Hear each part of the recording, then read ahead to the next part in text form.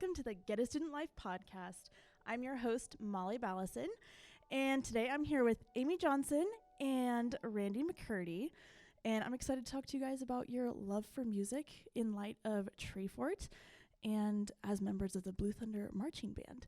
And this is the Get a Student Life's first live podcast all the way from Albertsons Library Sound Studio. So we're excited to have a live audience today. Woohoo! So our question of the day for you two is, what is something on your bucket list that you've been dying to do? And second part, why haven't you done it yet? I can answer this, I think. I'm about to graduate, and so I have a lot of things stewing on my bucket list that I'm ready to do now that I won't be a college student anymore. I think my number one is probably learn how to surf. We're from Idaho, so we don't have a lot of opportunities to do that. But my dad was from California and grew up surfing, and it's just always been something. I snowboard and I skateboard, and I'm like, You could do it. I could probably surf. So yeah. So you'd want to go on the California coast to learn how to surf, or anywhere? Spain?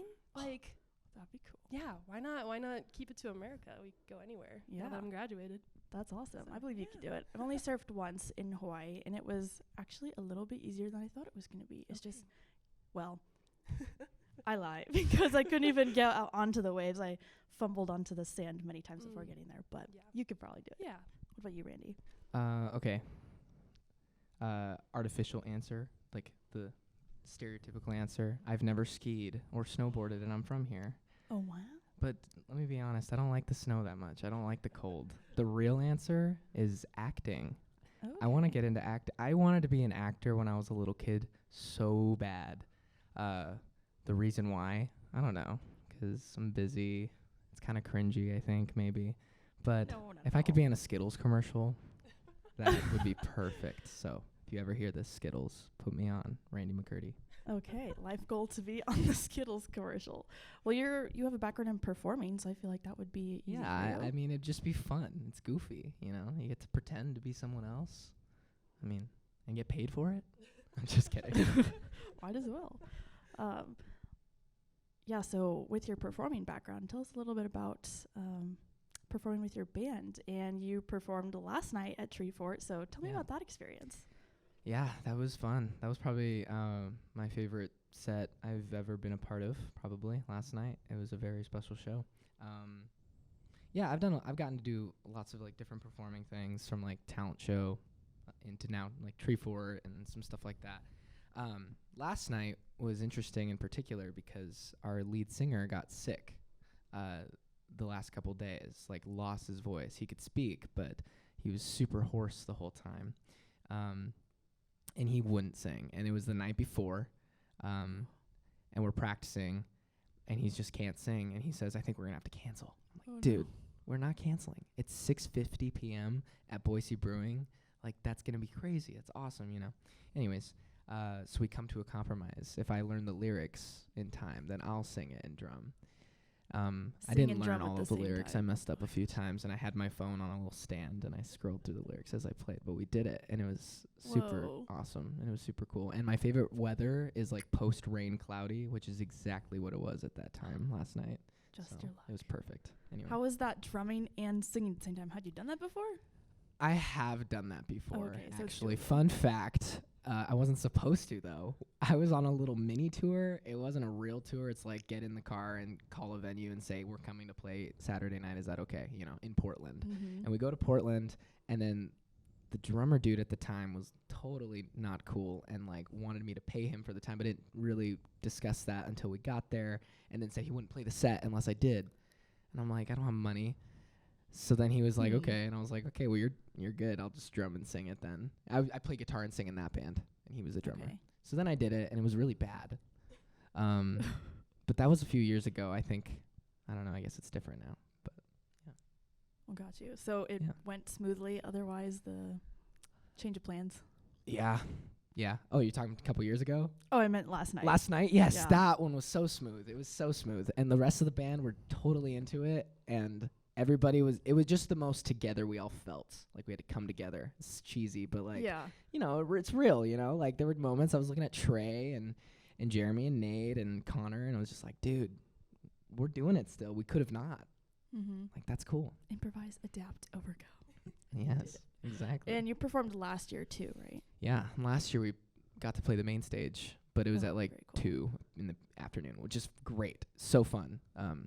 Not very many people, but it was fun. It was great, a great experience. And yeah, that was a great experience too. That was last year. I was actually sick that day. But it was still it just great. goes around on performance days. Well, yeah, it does. And March is just the worst, I think, for me at least. So anyway. And remind us what your band name is, because you're in multiple, yeah? Yeah, so the band last night and main stage last year, and actually I'm moving to New Jersey to pursue being with after here in a few months, is called Raccoon Tour. Raccoon Tour, 2 names. Not the Raccoon Tours with Jack White, and it's not a ripoff either. They just didn't know. Okay. And that's Raccoon Tour. Leeway is my kind of project, very near and dear to my heart. Much smaller, much more low-key of a project.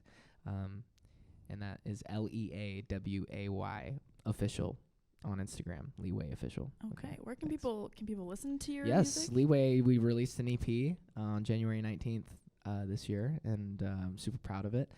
We also had a single that we released October 13th of last year, so we have 6 songs out in total. Yeah. Exciting. Have you listened to his music? Yes. Oh. It's so good. It's Oh, so thank interesting, you. like, listening to, like, Spotify, and it's like, I know that guy so well, Yeah. but it's like a professional recording that they've released, and it's so cool. Added it to my playlist. Stream Leeway. Awesome. Thank you, Local Amy. celebrity. Thanks, Amy. So for you, Amy, like, how has music impacted your life? And I'd love to hear from you too, Randy. Yeah, so I kind of just happened upon getting into music, like, started in middle school, like a lot of people do. My sister is 2 grades above me, and so I always just kind of copied what she did, because I'm not original at all. And so she started playing clarinet, and then she joined the marching band in high school, so I was like, I'm going to join the marching band, that's so cool. And I played flute at first, and then I switched to trombone, because the trombone's just the better instrument. And then she became a drum major, which is, if you don't know, She did? yes, In she high was school? my drum major. Whoa. Yeah. And How then I the became her drum major. But turntables. a drum That's major cool. actually has nothing to do with drums. It's a very misleading title. But we are the conductors who stand at the front of the field during our halftime performances and conduct the band. And so, my sister did that for a year, her senior year in high school, and then I did it my junior and senior year, which you're also like, you're not only the conductor, you're the main leadership person of the whole band, because you have like your section leaders that like in charge of each individual section, but the drum majors are really the student that kind of pulls everything together, and you're kind of the bridge between the students and the staff and the director and stuff like that. So it's a big responsibility, especially in high school, because you're kind of running the whole thing. And then in college, I continued on because my sister did Blue Thunder, and then I was like, well, I'm going to do Blue Thunder too. And my freshman year was 2020, so it was COVID, and Blue Thunder looked a lot different back then. We didn't have like a whole field performance. We just played in the stands at a couple football games that we didn't think we were going to get to do, and then they miraculously let us do it. And then I got the courage to audition to be a drum major my sophomore year, and then I was a drum major sophomore through senior year. So this is my 3rd and final year with the Blue Thunder Marching Band. Oh, how sweet. I What know. was the audition process like to become drum major? Yes, okay. High school was pretty easy. They just kind of picked you, and it's different for different high schools. But the Boise State audition process is a handful, and I still have nightmares about it. Oh, no.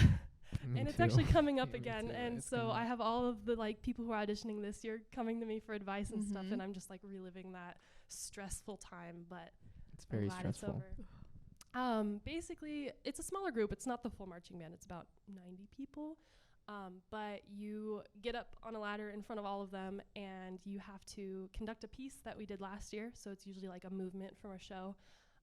You have to do a sight reading. So they put a piece of music in front of you that you've never seen before, and you have to conduct them.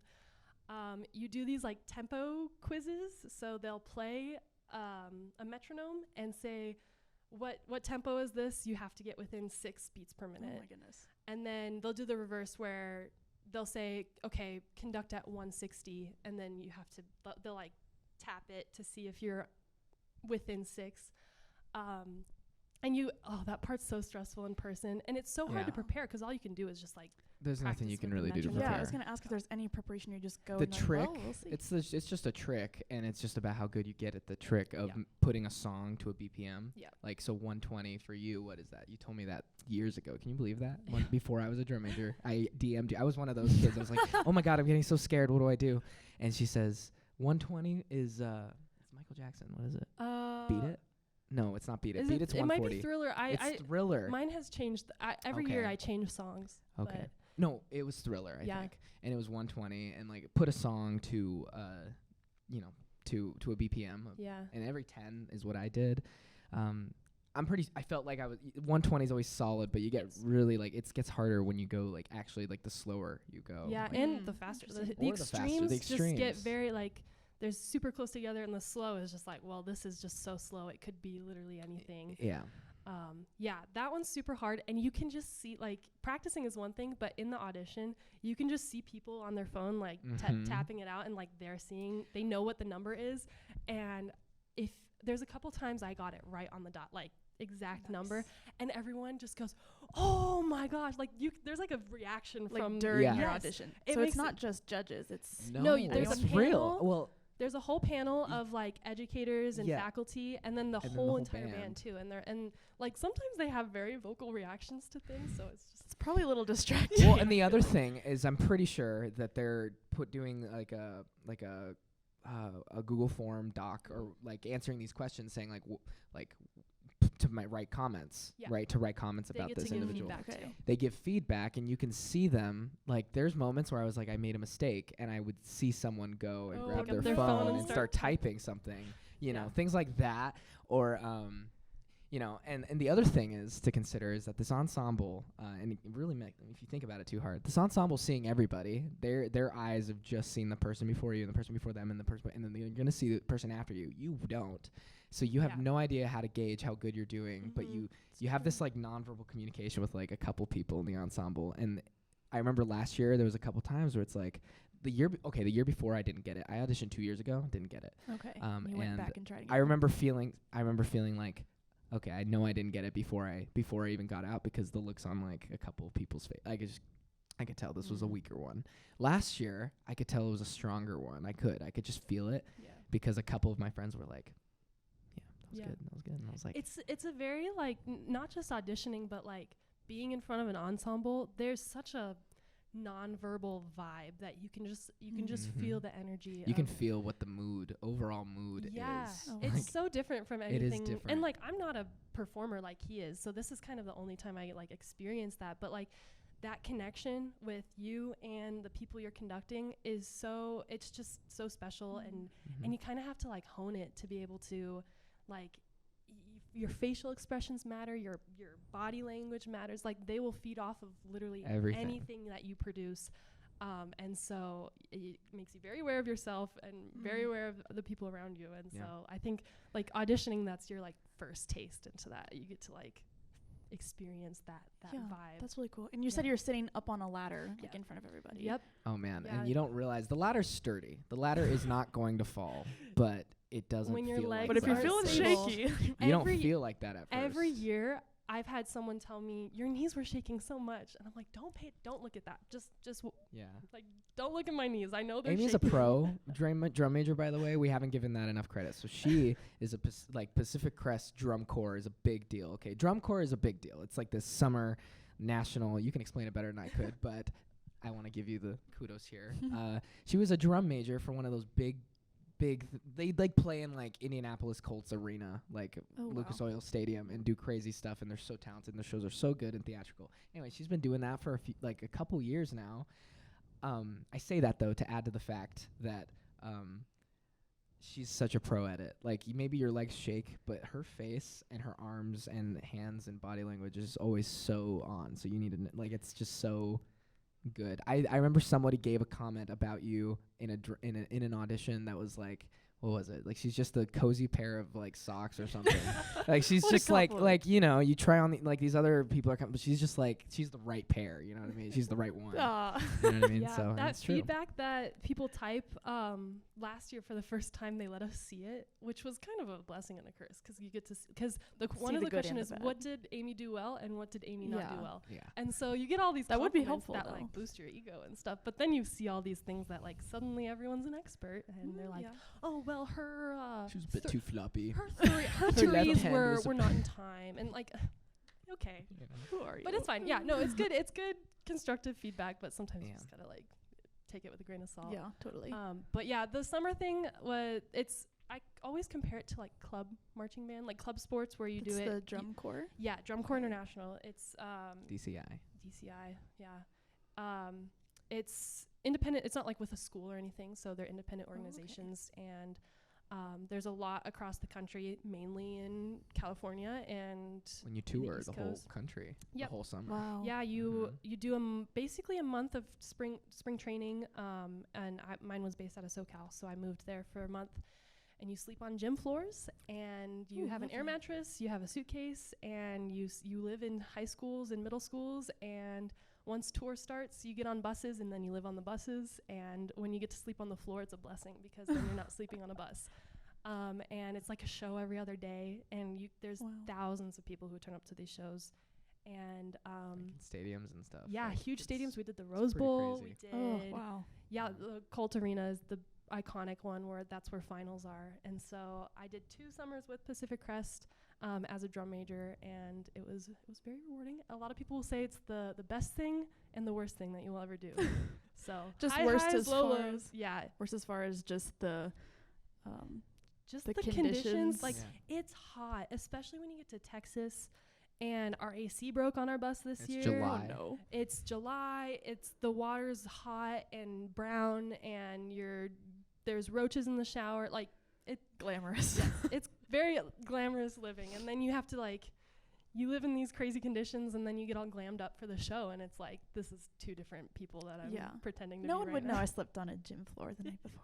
No, yeah, but it was super fun. This past summer, Pacific Crest has historically scored like 16th, 19th, like pretty bottom range of the world class scores, and I think we got 14th this year, so we bumped Wow. up All quite right. a bit. Our show was very, very good and special, and I had a very good summer, and I learned a lot about being a drum major in drum corps that I could translate back to Boise State. Yeah. So, What are some of those things that has translated to Blue Thunder? I got coaching on conducting, which is like a big one. My conducting style completely changed from when I first started sophomore year at Blue Thunder, because I had only had like a little bit of training from high school. And then I did drum corps for 2 summers, and then they're just different. They're different realms. They're styles. Communication styles. Yeah, Yeah. it's Oh, interesting. drum corps is very like strict, and everything needs to be perfect, and you're getting judged. That's a big difference. You're getting scored and judged by people, and at Blue Thunder, you're performing for football crowds. Like it's not. We still hold ourselves to a very high standard, Mhm. like Very we true. were getting judged, Very but true.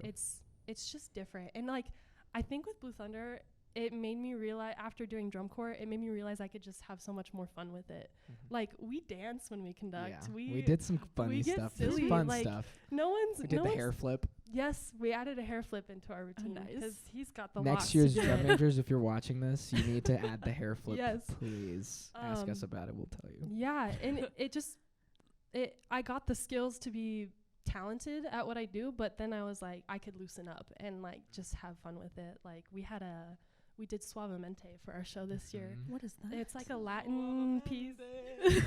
And we did a little salsa dance while we Oh, so conducted. fun. Because we don't get to do the fun stuff on the field like the band does, so we kind of got you. we do what we can. Yeah. We did the party rock anthem this year. And we did the And dance so on the podium. band does a dance. There's a whole choreographed dance with it. And so Randy and I were on the side podiums, which have a little bit more space to move around. You're There not are on the 3 ladder. podiums. Yes. One on the 50 and then the 2 sides Okay. Yeah. to help. The ones on the side have a good amount of area, not a lot to move around, but we decided we were also going to do the dance because no one was watching us. We didn't need to conduct there. And so we kind of took that liberty. We And did. we learned the dance. We turned around to face the audience, Yeah. which was super awkward when there were like football equipment managers sitting right below me. Referees Yeah.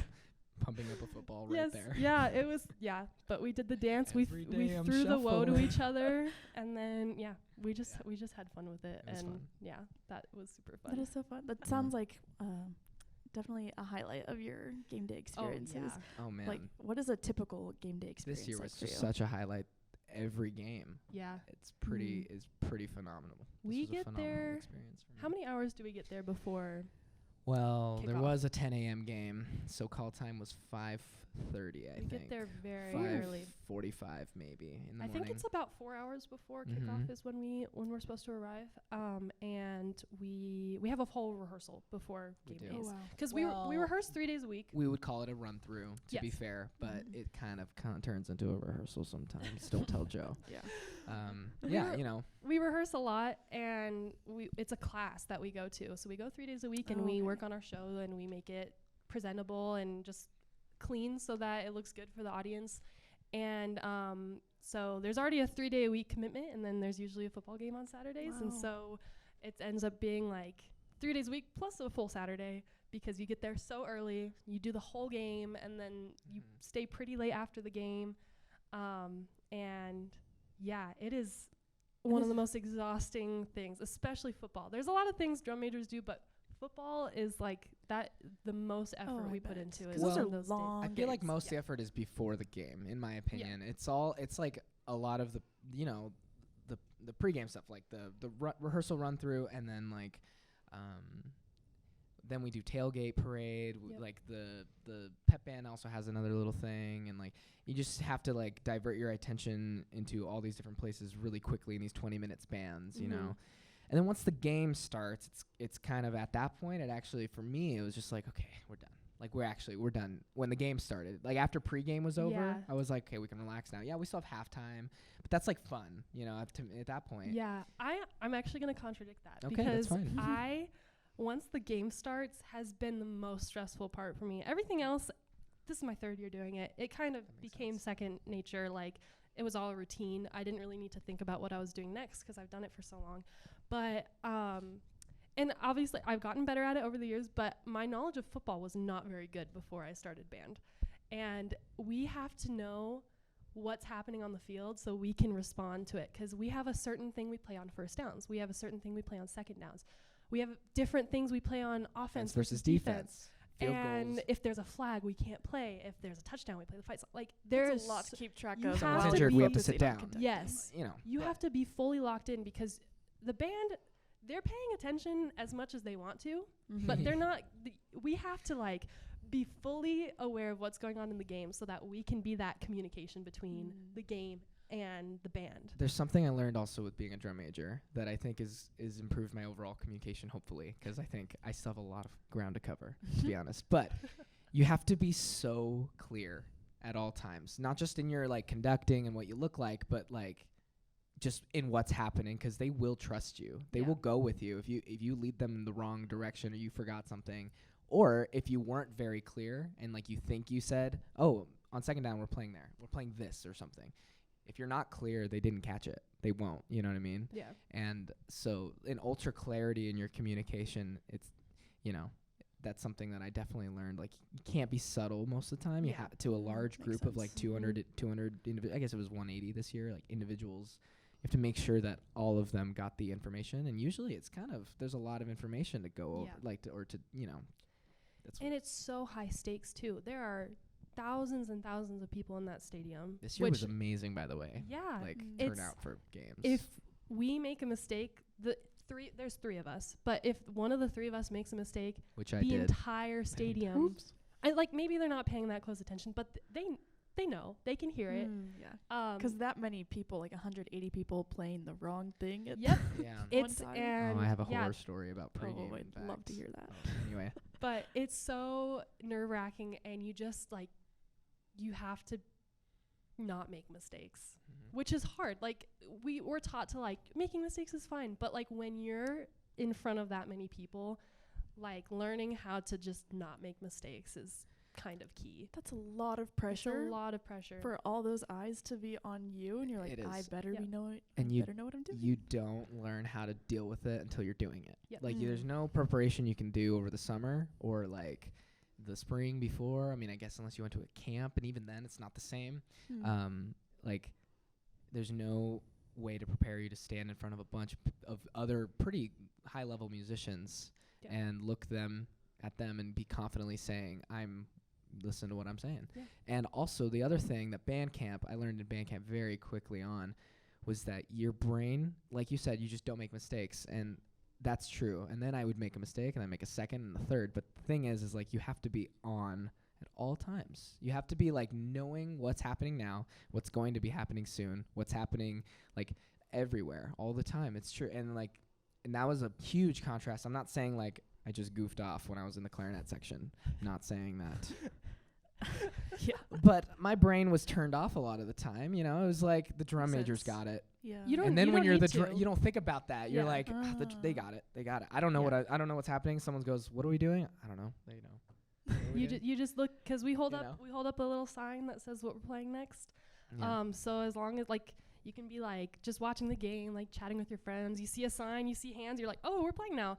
But like I think it's kind of, as a drum major, you create that. Yeah. It's almost like, you know what I mean? Like Yeah. you create that. You're supposed to be that. that signal to that. Oh, And time to you figure out start how to playing now. you figure out how to do it, and you figure out how to like Yeah. fire on all cylinders at all times, kind of. But you just, Yeah.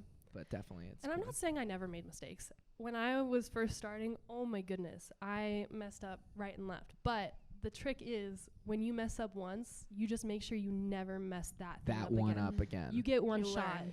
You can mess up again. Another thing. Yeah. You can't mess up the same. But your thing. mistakes are so visible, and that, like what we were talking about with like the trust of the ensemble, that That's connection. true.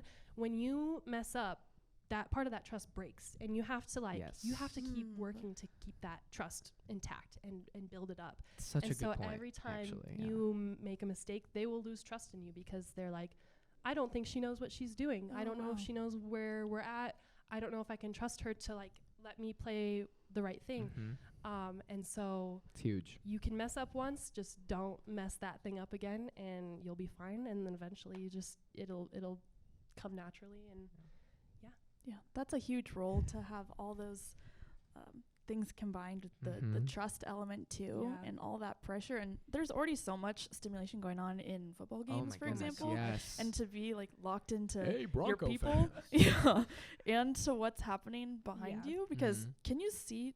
Do you have to like you look at the board we have to the see what's happening? screen. yeah, we're in the Yeah. north end zone, so we have the now smaller screen that's pretty close to us. So I Yeah. think I spend more time watching the board than I Yeah. do the actual game. Because you can just trust your hands. a on what lot of the they're doing, times right? when the football plays all the way on the other end zone, we can't see anything. You And can't see depth. Like we're on the end zone, so you can't totally like the way you would see it. You know, obviously, you can't see how far 5 yards is. Yeah. That way. Yeah. As much. You know. So. Although if they're about to score in the north end zone, that's very helpful because you can just they're literally like 5 feet from you, so you can kind of see what's going on. But other than that, we watch the board.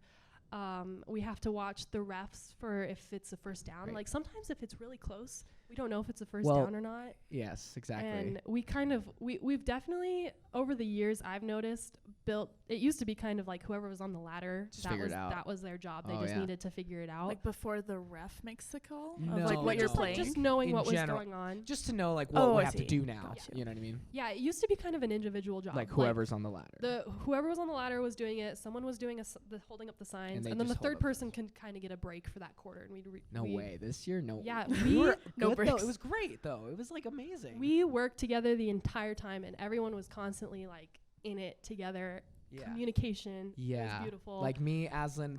Yeah. Second down. It was Yeah. second down. Yeah. Like yelling up at My you. sophomore year, that was not the case. We just kind of And then when the mistake did it does by ourselves. happen, like maybe I start to count off because I heard it was first down. It's not. It's third. It's actually fourth. You know, Yeah. like just like We'd- we just were like stop. smack you his know? leg to Yeah. get him to stay. You know. So It's good cool, though. communication Yeah. between you guys Oh too, yeah, as well as Mhm. on the just you and like the band. especially during that was the best because we all were like no, it's just so cool to like not have to. I love making eye contact, but to not even have to like like just to know like on it, you just know what's happening. It's Yeah. like it was really cool. And also conducting. So we face the band, but like sometimes we usually cut when the center goes down over the ball. That's when we stop playing. And so like having to completely face the other way, like trying to watch what's going on and trying to conduct the piece well. I mean, sometimes they're like not stupid, but like little pieces that are just like fun pep songs that don't take a lot of effort. But like sometimes when it's our more intense pieces and you just kind of want to be enjoying what you're doing, it's so just like you just have to be like whipping your head back and forth trying to figure out what's going on. And so like having the other people watching what's going on and just like communicating that way has been so well. And I really hope the future drum majors can like continue that open communication like that. Future drum majors, do not look at the video board at yourself in the band. I know you're right here, and it's so tempting. That to screen, see yourself up but there? that screen, oh baby, that screen is 2 seconds behind. It's 2 seconds behind. You look at that thing, you're gonna get lost. Yeah. It's true, or like not even 2 seconds. It's actually like really close behind, which is worse than 2 seconds behind because it's like I see my downbeat, there it is. You know what I mean? So it's like so. Anyways, I did it a couple times. I looked. Well, that's good advice. But it's also like you're up on the jumbotron. Like, how can you not? How can oh you my not God, look? I'm there. You have to stay focused. Speaking of jumbotron, too, I will say this whole thing about watching the jumbotron makes the game easier. It does. UW was really difficult because of where we were placed. We went to UW, University of Washington, and we couldn't like see anything. But what was even worse was the LA Bowl. They have this awesome thing in the middle. It's like this circular. Oh my gosh, weird futuronic like weird thing. I don't even know, it's not a word.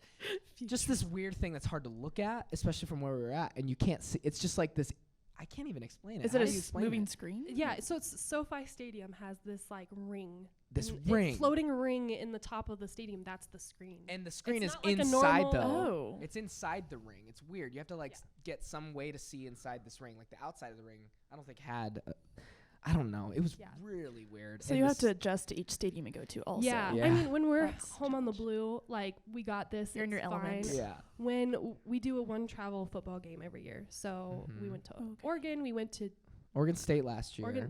My sophomore year we went to Utah State. And then this year we went to Washington. And the LA Bowl. And the LA Bowl, we got very lucky to go to a bowl game this year. But adjusting to new stadiums is so tough just because they always try to put you really far back because they don't want you being loud and disrupting the game, which is what we want to do. Right, like you want to be loud. That's the reason they bring us is because like we can be loud. We're on defense, like hype up the crowd. So a lot of times they'll like shove us way in the back. Yeah. And so it's like I remember my sophomore year, we were up in the nosebleeds and we couldn't find a way to get a ladder to like stay stable on the thing. And so we were just like holding on to this like shaky ladder that I was standing up to. Yikes. All the way up in the top. And I was getting like motion sick from being up on a ladder. Really steep. Yeah. Oh my gosh. That was like, that's my drum major horror story. That was so, I only had to do one quarter, thank God, but it was so scary. Man, but adjusting to new stadiums is definitely tricky. Yeah. And how cool that you guys get to be so involved in like Boise State sports, but in a different way and follow your music passions too. Yeah, isn't that weird? Isn't that cool, though? It's very cool. Yes. It's perfect. And that this is just a class that blows my mind that it takes so much work and dedication, like outside of just your credits, but it's something that you love. I mean, too. we are on scholarship, so That's awesome too. we get scholarships. We bring in a lot of out of state people because out of state they get the out of state waivers, so I think they pay in state tuition. We're both in state, so but the scholarship's very nice, and there's just so many perks that come with it. We get so much of like swag, like cool clothes that we get from Blue Thunder, and like the experiences, the friendship. There's so many things that come with it. So like, yes, it's a class, but like also it's so much more than that. Yeah, and it's like it is a big commitment, so it kind of takes over your life. But it is a lot. Yeah. With that, like, what advice would you have for students as far as this, I guess like music, life, school balance, and like with your bands and your other schooling, what advice would you give to how you juggle all that, but still get to do what you love? It's tough, but I think, especially if you're an incoming freshman and you're brand new to college, immediately getting surrounded by all of these peers who are like, they have the same passions as you, they have the same interests as you, it gives you just a whole network without even having to try. You have a whole support system that you are granted, and that like we have probably every different major in the band. Like, yes, we have a lot of music majors, but I'd say we have a majority really. non-music majors. Yeah, no, majority way.